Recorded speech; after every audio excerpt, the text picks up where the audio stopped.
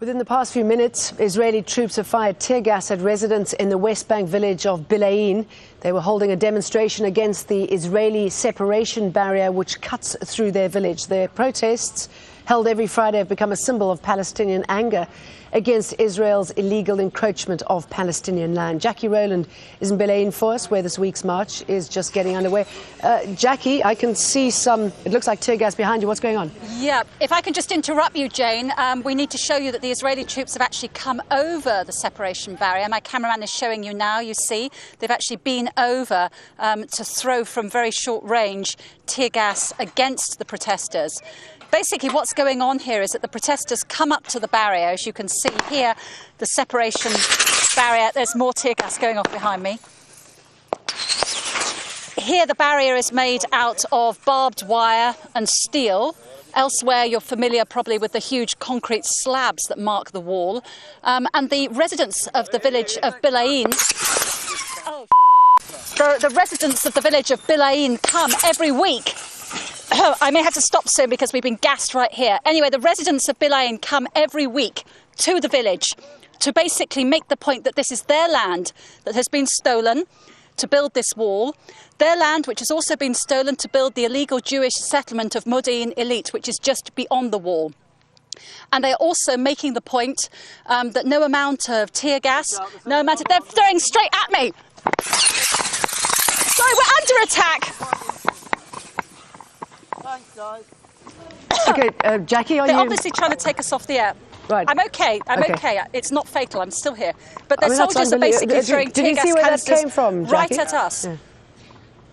I beg your pardon? Did you see where that came from, and was there any warning? No, they threw it straight at us. It's quite obvious that we're the target now, not the protesters. Incredible. Yeah, okay. And so you've just seen there very graphically while we've been on air the kind of tactics that the Israeli army is using against people who are protesting non-violently, and indeed members of the media here. We're not throwing any rocks. We certainly don't have any weapons here. We're just basically bearing witness to what happens every week in the West Bank village of Bilain. And of course, this is just one village, only one village that's had its land seized, stolen, confiscated by the Israelis.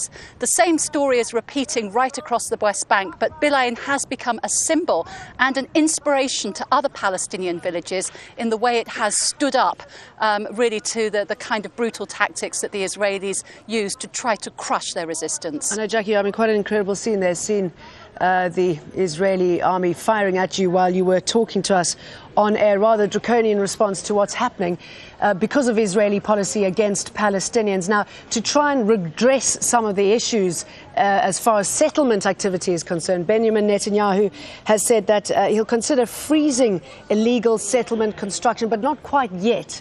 What does that mean for the Palestinians?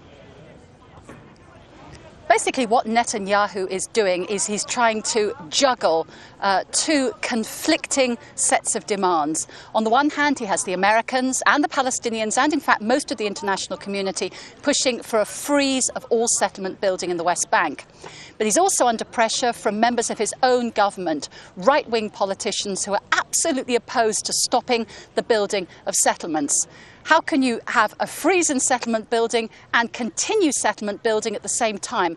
That's what Netanyahu is trying to do. So by approving a number of new housing units that where work can start, and then maybe later agreeing a temporary halt in building, it becomes completely meaningless, because for the few months while this official halt is called, they will still be building the houses that were already approved, and by the time they finish building those houses, the temporary freeze will be over and it will be back to business as usual.